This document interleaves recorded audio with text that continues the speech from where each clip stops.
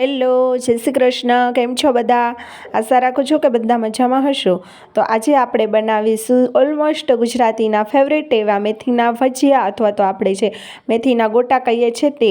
તો હું તમને અમુક ટિપ્સ સાથે આજે ભજીયાની રેસીપી બતાવીશ. તો જો તમે પહેલી વખત પણ આ ભજીયા બનાવતા હશો ને મેથીના, તો પણ એકદમ સરસ પરફેક્ટ બનશે, જાળીદાર બનશે અને સાવ પોચા રૂ જેવા બનશે અને ઠંડા થયા પછી પણ એકદમ સરસ સોફ્ટ રહેશે. વિડીયો તમે એન્ડ સુધી જોજો. તો ચાલો રેસીપી શરૂ કરીએ. સૌથી પહેલાં આપણે આ રીતની મેથી લઈ અને ઉપરથી પાંદ તોડી અને સરસ ધોઈ અને આપણે કોરા કરી લઈશું, જેથી કરીને આપણે એમાં મેથીમાંથી એક્સ્ટ્રા પાણી ન રહે. અને આપણે પહેલી વખત બેટર બનાવતા હોય આ જે ભજીયાનું, તો તેમાં છે ને આપણું ભજીયાનું બેટર ઢીલું ના થાય અને પાણી કેટલું નાખવું અને તેનો આપણે અંદાજ આવે. અહીંયા હું 1.5 કપ જેટલો ચણાનો લોટ લઉં છું અને તમે ઘરમાં રહેલી કોઈ પણ વાટકીથી તમે આ રીતનો માપ લઈ શકો. હવે આ રીતનો આપણે 1.5 કપ જેટલો ચણાનો લોટ લેશું, એની સામે આપણે જે સમારીને મેથી રાખી છે તે આપણે 1 કપ જેટલી એમાં નાખી દેશું.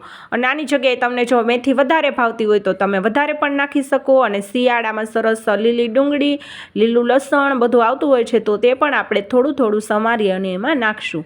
અને 1 લીલું મરચું સમારીને નાખશું, જે તમારે તીખાસ મુજબ નાખવાનું. જો વધારે જોતું હોય તો વધારે નાખવાનું.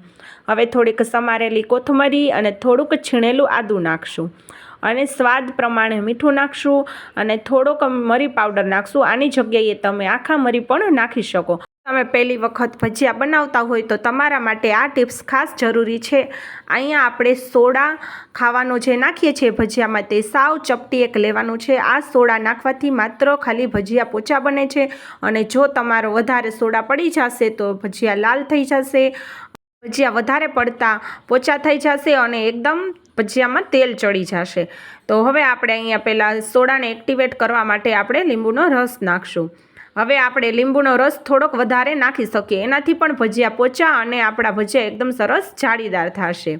હવે આપણે પહેલાં થોડુંક પાણી નાખવાનું છે અને આ રીતનું બધું મિક્સ કરી અને પહેલાં આપણે ભજીયાનું બેટર બનાવશું. અહીંયા વધારે પડતું પહેલાં પાણી નથી નાખવાનું, થોડુંક જ પાણી નાખી અને પછી ભજીયાનું આપણે બેટર બનાવવાનું છે, જેથી કરીને આપણે જે બધી વસ્તુ માપની નાખી છે તો આપણા ભજીયા એકદમ પરફેક્ટ બને.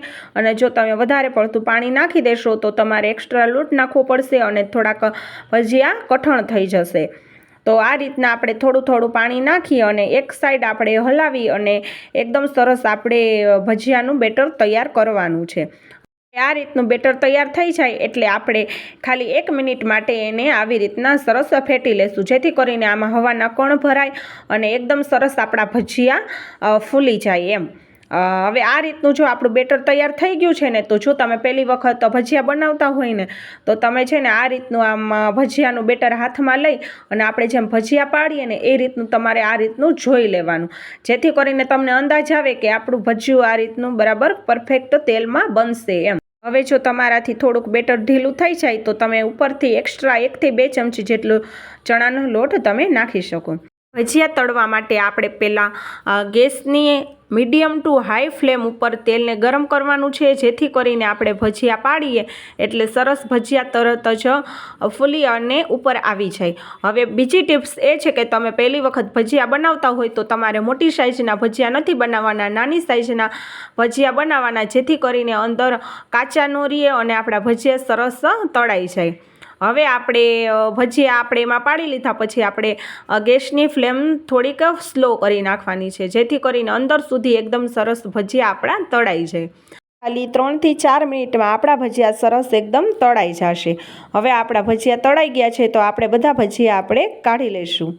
હવે આ રીતના આપણે સરસ ભજીયા બધાય તળી લીધા છે. તો તૈયાર છે આપણા ઓલમોસ્ટ ગુજરાતીના ફેવરેટ એવા મેથીના ભજીયા અથવા તો જે આપણે મેથીના ગોટા કહીએ છીએ તે. તો આ શિયાળામાં સરસ લીલી મેથી, લીલું લસણ બધું આવે છે, તો તમે પણ મારી આ રીતે એકવાર આ રીતના ભજીયા જરૂરથી ટ્રાય કરજો. જો તમને મારા રેસિપીના વિડીયો ગમતા હોય તો વિડીયોને એક લાઇક અને ચેનલને સબસ્ક્રાઈબ જરૂરથી કરજો.